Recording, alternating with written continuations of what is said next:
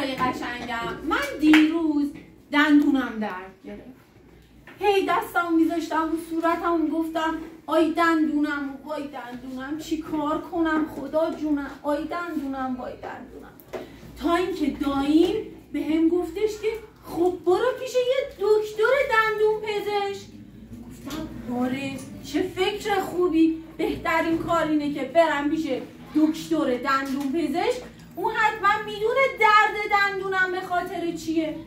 رفتم دکتر دندون پزشک نوبت گرفتم و نشستم که منتظر شدم که نوبتم شه.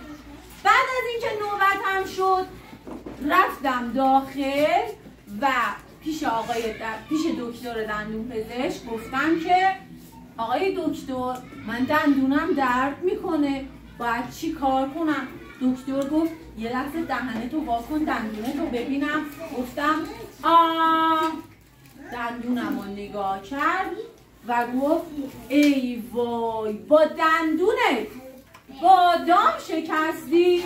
گفتم که آره آقای دکتر. گفت دندونت داغون شده خانوم، نباید شما با دندونت بادوم میشکوندی.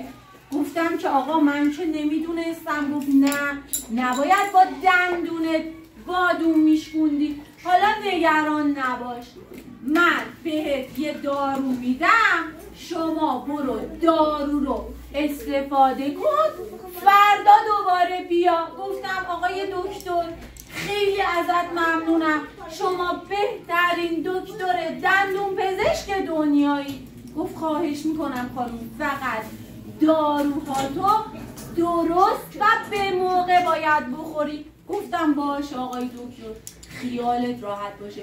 حالا بچه‌ها من این داروها رو گرفتم که استفاده کنم و فردا باید دوباره برم پیش دکتر دندون پزشکم که ببینم باید چی کار کنم برای این دندون دردم. آقا حواستون باشه هیچ وقت بادام رو با دندان نباید بشکونید. من یه شکلات خوردم دندونم خراب شد. باریکلا. نباید بشکونیم. آقایون میخوام بدونم کدومتون میدونید کدومتون میدونید نشانه‌ای که امروز میخوایم بگیم